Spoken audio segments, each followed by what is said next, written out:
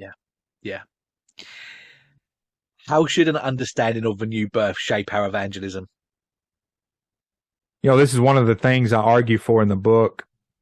I think that we're not, and I think this is backed up biblically and historically, but I think that we're not as effective evangelistically when we don't understand this precious doctrine.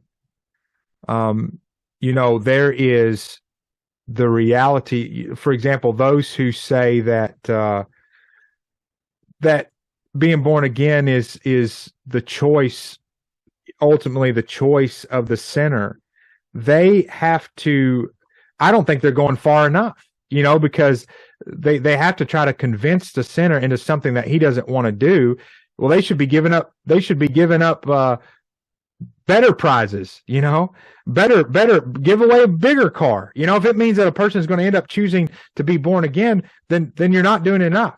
But the reality is that in 1 Corinthians 1:24, well, let me back up. It says in 1 Corinthians 1:21, it says, "For since in the wisdom of God, the world did not know God through wisdom, it pleased God through the folly of what we preach to save those who believe.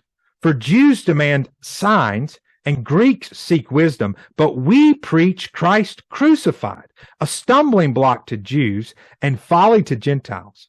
And then verse 24, "But to those who are called, both Jews and Greeks, Christ, the power of God and the wisdom of God." So in other words, brother, the point that I'm trying to make here is with evangelism is that this emboldens us to be fools for the sake of Christ. I can go out and I can preach the gospel at our local grocery store here in the Bible Belt, and I can have people look at me like I'm a fool. That's okay. I am a moronos, the Greek, for Christ's sake, right? Because I'm not trying to please the world.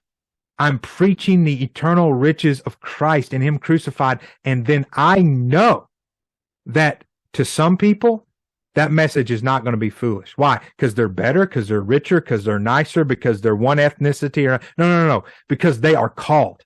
Because God is going to use the preaching of the gospel to sovereignly raise their heart from death to life, to give them new life. So it frees me as an evangelist to preach the gospel, knowing that every time I've never preached the gospel, David, when it's not been effective. Now, some people hear that and they say, well, what you're saying is every time you preach, someone's been converted. Well, probably not. I doubt that every time I preach that someone has been converted.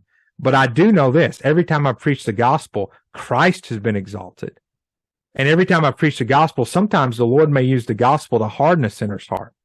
So be it. That's what God says in Isaiah 55, that His word will not return void. Isaiah 6, He says to Isaiah, you're going to go and preach. And as He preaches, the people are hardened.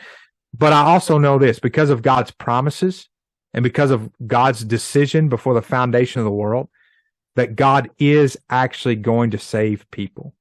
So I get up every morning. Actually, I'm not as faithful this as I need to be, but I ought to get up every morning with a deep hunger for evangelism, because I know that salvation is not in the hands of men. I mean, look at our culture today, David.